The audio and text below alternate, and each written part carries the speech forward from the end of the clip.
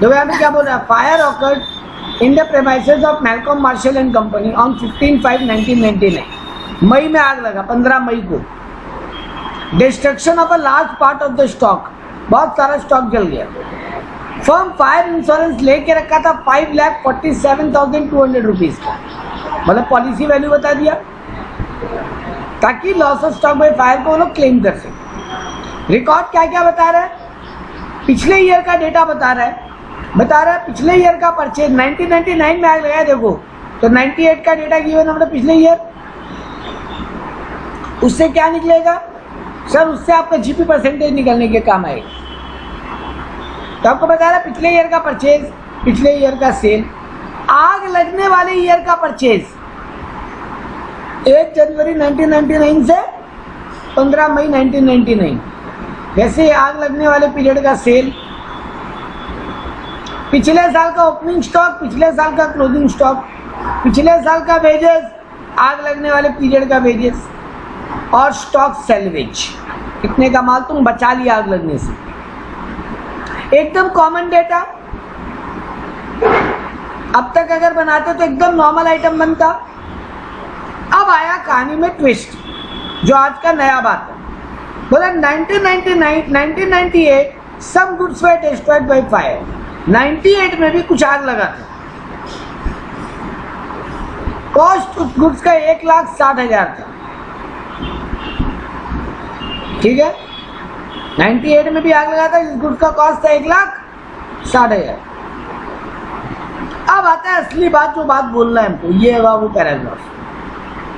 तुमको जब 1998 का तुम जो क्लोजिंग स्टॉक कैलकुलेट कर रहे थे, देखो क्या बोला, valuing the stock of 31 December 1998, goods costing ₹34,000 was found to be poor selling line and 6,000 in relation of such stock was written off। क्या बोलना चाहता है, जब तुम पिछले साल के ईयर एंड में वैल्यूएशन ऑफ क्लोजिंग स्टॉक कर रहे थे, जो कि तुमको यहाँ पे बताया भाई, ये रहा 4,60,800, नहीं सॉरी, ये तो ओपनिंग स्टॉक था पिछले साल, 7,74,400, यही है पिछले साल का क्लोजिंग स्टॉक। उसमें से एक 34,000 का गुड्स है जो कि पुअर सेलिंग लाइन था, मतलब खराब क्वालिटी का हो गया था वो आग लगने के कारण। उसमें से तुम 6,000 का स्टॉक को राइट ऑफ कर दिए, ठीक है।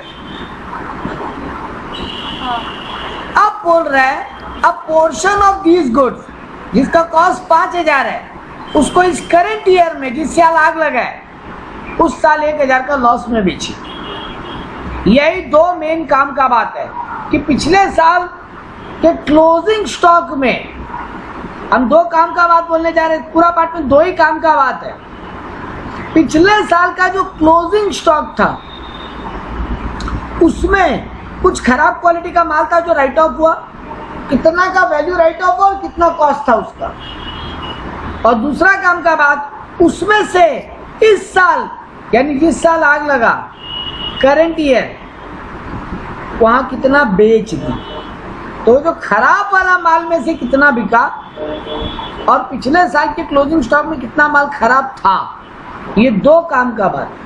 दोनों पॉइंट क्लियर है, उनका ट्रीटमेंट सीखेंगे खाली, बाकी सब कुछ सेम है जो तुम लास्ट क्लास सीखे, ठीक है।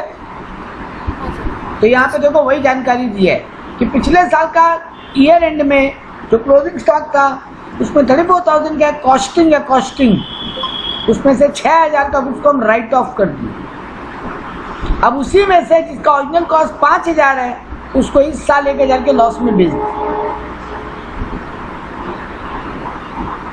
ठीक है। चलिए, तो सब का आते हैं कैलकुलेशन के ऊपर। सब पहले हम क्या बनाएंगे, सब पिछले साल का ट्रेडिंग किए, तो वो देखो वो बनाया पिछले साल का ट्रेडिंग अकाउंट। पिछले साल का ओपनिंग स्टॉक कितना, 4,60,800। पिछले साल का परचेज 30,01,600, तो दोनों को लिख दिया लो, 4,60,800 और 30,01,600। पिछले साल का परचेज कितना, सॉरी वेजेस कितना, 3,20,000। तो वो भी लाके इस बार लिख दिए 3,20,000। यहाँ तक कोई दिक्कत नहीं। सर पिछले साल का सेल कितना 37,12,000, वो भी पूरा एज इट इज लिख दिए 37,12,000। पिछले साल गुड्स कितना डिस्ट्रॉय हुआ बाय फायर 1,60,000, तो वो भी लिख दिए पिछले साल। सर यहाँ तक कॉमन आइटम थे, कोई छेड़खानी नहीं की हम किसी चीज के साथ, ठीक है ना। अब आता है असली बात। सर जब क्लोजिंग स्टॉक लिखेंगे ना पिछले साल का, वहां पे दो क्लोजिंग स्टॉक है ना बेटा, एक नॉर्मल और एक वो जो खराब हो गया पुअर सेलिंग वाला और नॉर्मल वाला। हम क्या करेंगे बेटा, नॉर्मल आइटम जैसे पिछले साल के हमको क्लोजिंग स्टॉक गिवन है कितना है 7,74,400। मेरे को क्या बोल रहा है, पिछले साल कितने का गुड्स खराब हुआ था 34,000, उसमें से कितना राइट ऑफ कर दिया 6,000। तो हम क्या करेंगे, जब यहाँ क्लोजिंग स्टॉक लिखेंगे 774 टोटल है ना, उसमें से जितना माल का वैल्यू रिड्यूस हो गया 34,000 का गुड्स है, उसमें से 6,000 राइट ऑफ हुआ, तो वैल्यू बचा कितना 28,000। हम वो माइनस कर देंगे। तो नॉर्मल आइटम लिखते वक्त टोटल क्लोजिंग स्टॉक में से जो माल खराब हुआ उसका फाइनल वैल्यू जो है वो माइनस करके लिख दें। पहला पॉइंट क्लियर है।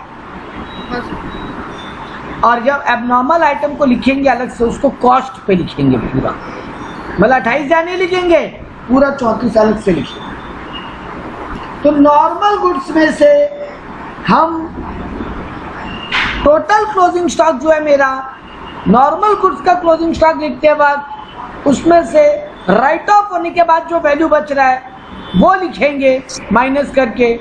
लेकिन जब एबनॉर्मल आइटम का क्लोजिंग स्टॉक अलग से रिकॉर्ड करेंगे तो उसका पूरा कॉस्ट पे लिखेंगे, एट कॉस्ट। क्लियर है मेरा बात? हाँ सर। अब मेरा आराम से जीपी आ जाएगा, बैलेंसिंग फिगर सब ऐड करेंगे 37,12,000, 1,60,000, 7,46,000 और 34,000, तो आएगा 46,52,400। उसमें से 4,60,800, 30,01,600, 3,20,000 सब माइनस करेंगे तो मेरा ग्रॉस प्रॉफिट आ जाएगा 8,70,000 बैलेंसिंग फिगर। अब 8,70,000 डिवाइडेड बाई 37,12,000 इंटू 100 करेंगे तो जीपी परसेंटेज आ जाएगा, GP by sales into 100। Anushree channel का ये क्लियर है? हाँ सर। तो सर आप सिंपल काम किए, पिछले साल के ट्रेडिंग अकाउंट में बाकी सब कुछ को एज इट इज लिख लिए, खाली क्लोजिंग स्टॉक लिखते समय टोटल क्लोजिंग स्टॉक में से एबनॉर्मल आइटम का राइट ऑफ के बाद जो वैल्यू बच रहा है वो माइनस करके लिख दिए नॉर्मल आइटम लिखते वक्त, और एबनॉर्मल आइटम को पूरा कॉस्ट पे लिखिए। अब आ जाएंगे वो करंट ईयर का ट्रेडिंग अकाउंट।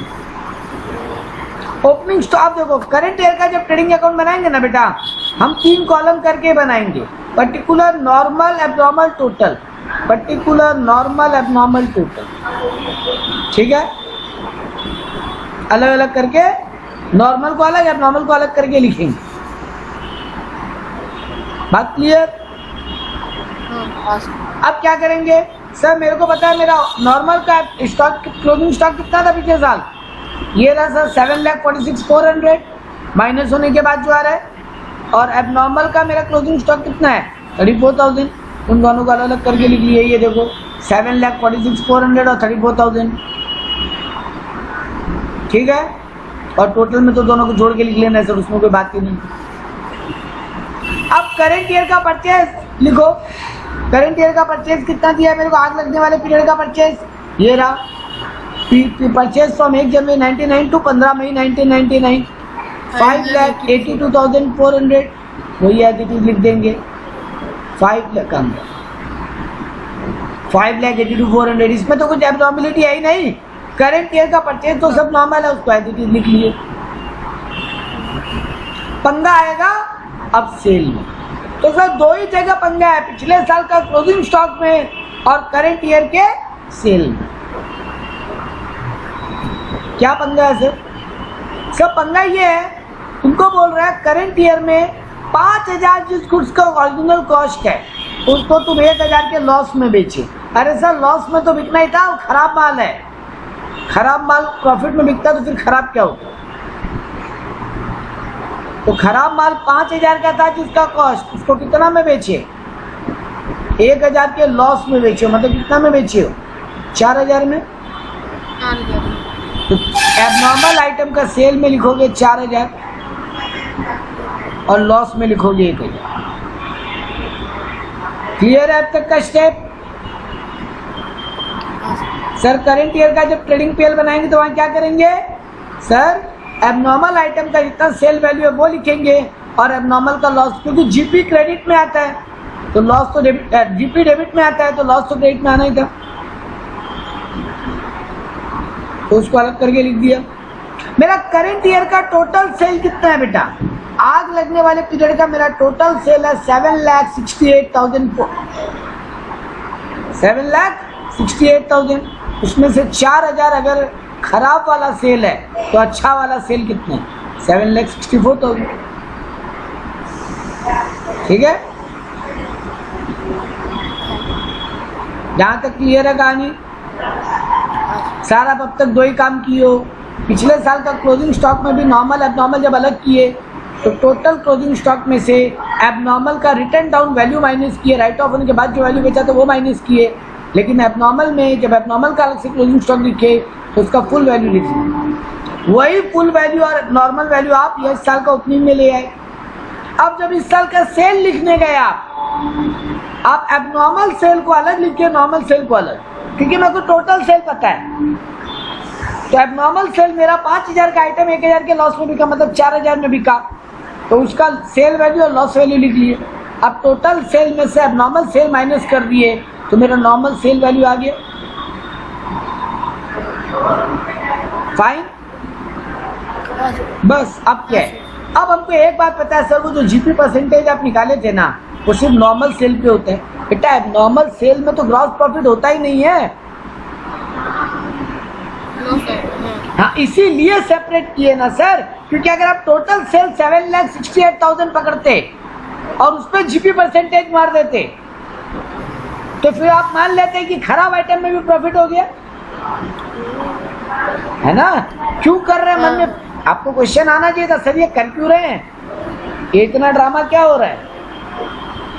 अरे सर ये इतना ड्रामा यही हो रहा है कि एबनॉर्मल आइटम में कभी प्रॉफिट नहीं होता, इसलिए उसको अलग से एबनॉर्मल सेल को अलग करके लिख दिया। अब जो नॉर्मल सेल बता हम उसी पे जीपी परसेंटेज अप्लाई कर सकते हैं, क्योंकि नॉर्मल सेल में प्रॉफिट होता है। ठीक बात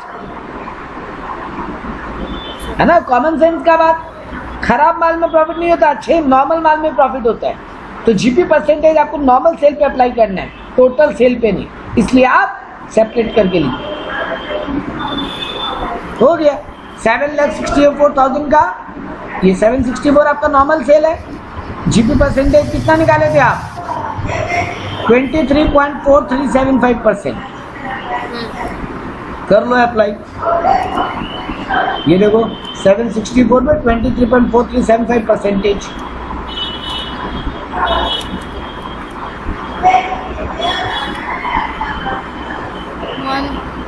17906.5। हाँ तो 0.3 उसको 3 कर लिया राउंड ऑफ में। 179,063 उसको लिख लिया जीपी। अब क्या करना है sir? Closing stock balancing figure निकाल दीजिए हर एक का। तो नॉर्मल आइटम का आपका ओपनिंग स्टॉक है 746,400, परचेज है 582,400, वेजेस है 57,600। ये रहा करंट ईयर का वेजेस भी दिया आपको, ये रहा 57,600। ये भी डाल दिए। करंट ईयर का हमको इधर में सेल भी पता है, जीपी हम निकाल ही लिए, तो मेरा अल्टीमेटली नॉर्मल आइटम का क्लोजिंग स्टॉक आ गया। वैसे एबनॉर्मल का निकालो, एबनॉर्मल में इधर में 34,000 है डेबिट में, क्रेडिट में 5,000 माइनस करो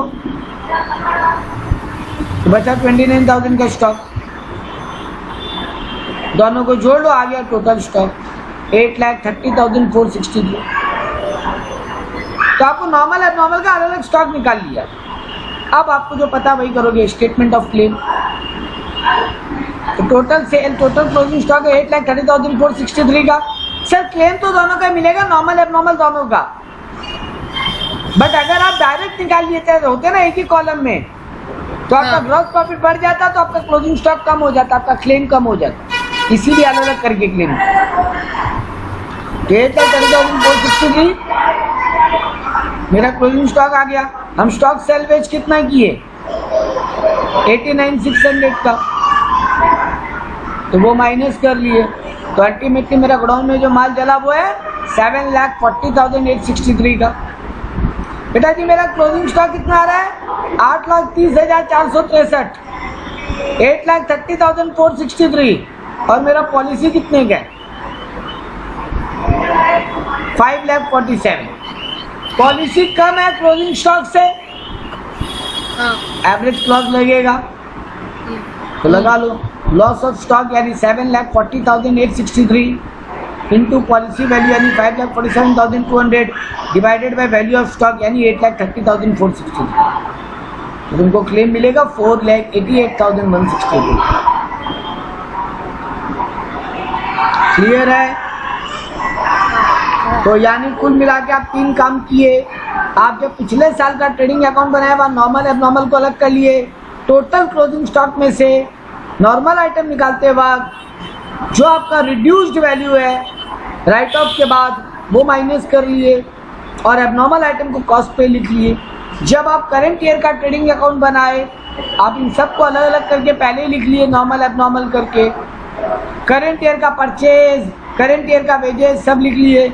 अब करंट ईयर के सेल में ट्रीटमेंट था, जितना एबनॉर्मल आइटम है उसका सेल वैल्यू और लॉस वैल्यू अलग लिख लिए, टोटल सेल में से एबनॉर्मल का सेल माइनस कर दिए तो नॉर्मल सेल आ गया, उस नॉर्मल सेल पे जीपी परसेंटेज निकाल के अप्लाई कर दिए और नॉर्मल एबनॉर्मल दोनों का क्लोजिंग स्टॉक कैलकुलेट कर लिए।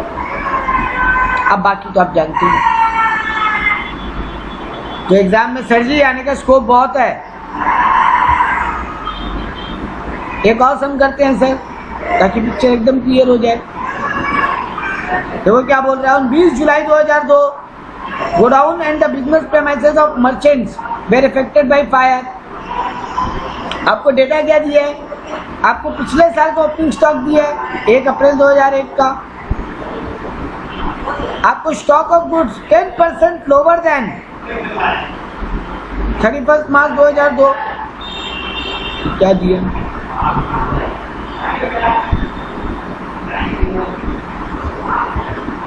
नहीं ये वाला सम नहीं करने का दरकार पड़ेगा, छोड़ दो, ये लोग कुछ और ही करवा रहे हैं।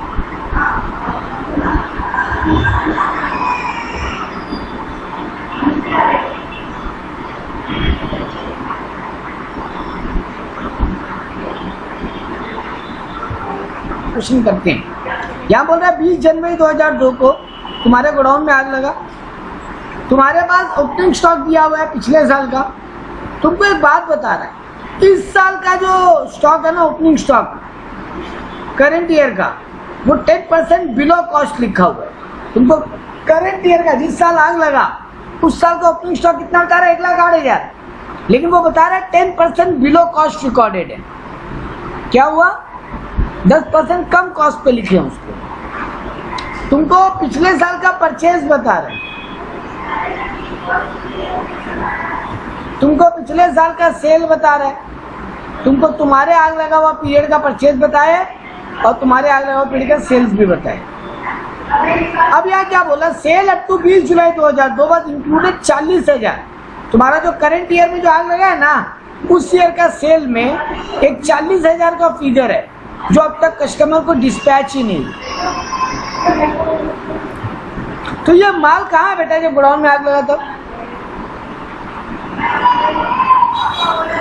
डिस्पैच नहीं हुआ तो यहाँ पे होता है मेरे गोडाउन में। हाँ हम एक कस्टमर को सेल किया है, 40,000 का माल सेल कर दिया था, बुक में एंट्री कर लिया, लेकिन वो माल कस्टमर को डिस्पैच नहीं हुआ। तो मतलब मेरे ही क्लोजिंग स्टॉक में रिकॉर्डेड, मेरे ही सेल में रिकॉर्डेड है वो, लेकिन गोडाउन में पड़ा है मेरे ही, है ना? तो फिर वो भी तो जल गया। हाँ वो भी जल गया, ठीक है चलो। परचेज अप टू 20 जुलाई जो करंट ईयर का परचेज है उसमें 12,000 20,000 का फिगर है, did not included for which invoices has not been received from supplier.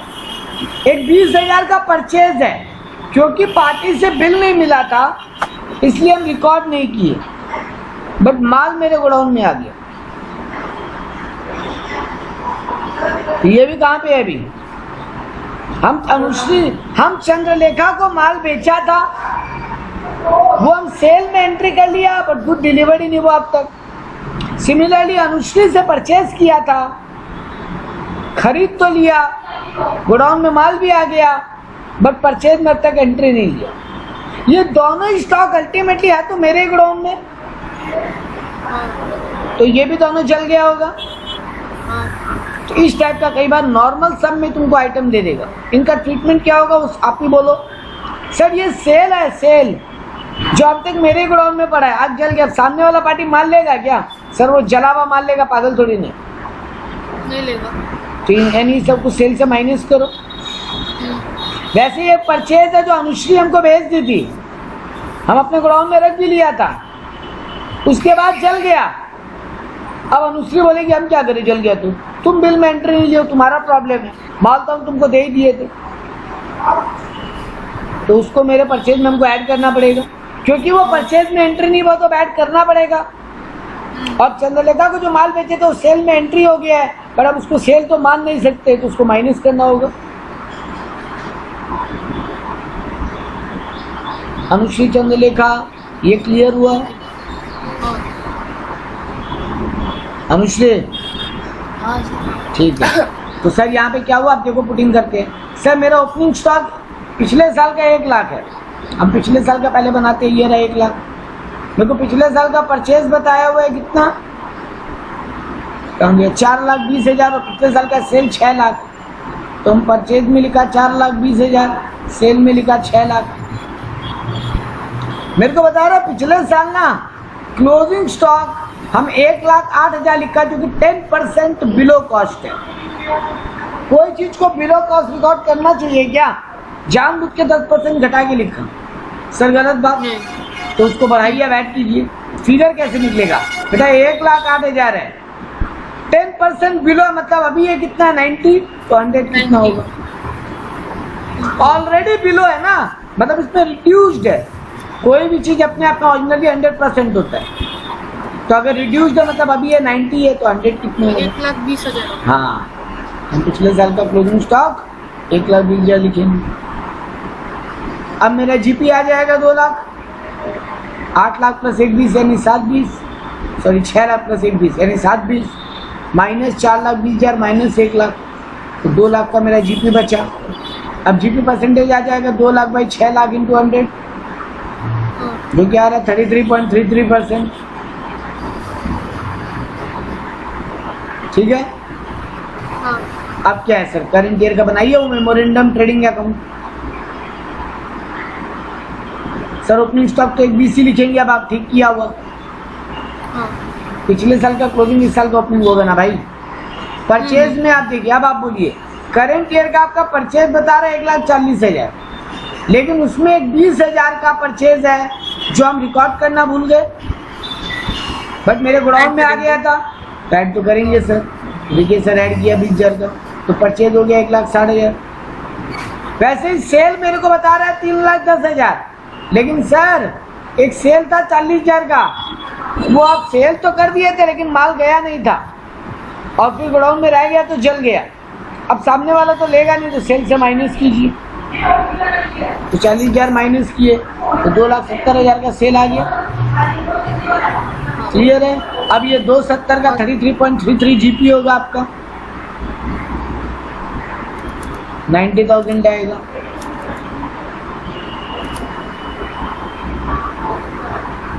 Clear? हाँ। तो क्लोजिंग स्टॉक आ गया आपका, balancing figure 1 lakh. Bill 1 lakh में 12,000 आप सैल्वेज कर लिए थे, बचा लिए थे 12,000 का माल जलने से। तब आप कराएंगे स्टेटमेंट ऑफ क्लेम, उसमें बोलेंगे book value 1 lakh less salvage 12,000, तो हम क्लेम कितने का लॉन्च करेंगे? 88,000। सर यहाँ पे पॉलिसी वैल्यू बोला नहीं है,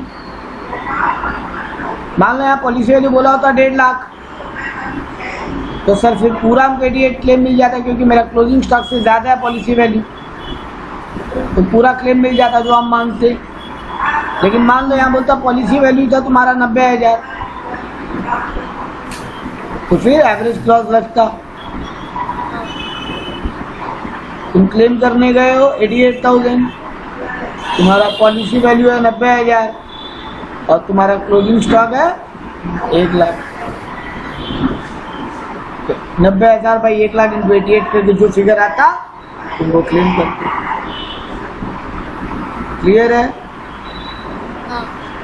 ये है बेटा जी 3 टाइप का सम बना है कि एकदम नॉर्मल, एक वो पुअर सेलिंग लाइन वाला और एक इस तरीके का रेक्टिफिकेशन बताएगा कि सेल में ये गलती हो गया, परचेज में वो गलती हो गया, तो वो सब ठीक कर। तो लॉस ऑफ स्टॉक में ये 3 में से कोई एक वैरायटी आपके एग्जाम में छपेगी।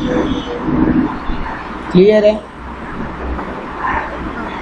संडे वाला क्लास में लॉस ऑफ प्रॉफिट कर लेंगे।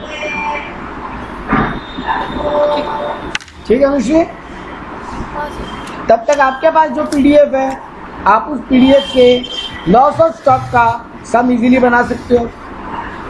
तो वो बनाना at least 2 some poor selling line का और 1 या 2 सम इस तरीके का एडजस्टमेंट का अगर मिल जाए तो वो बना लेना। वो बनाने के बाद संडे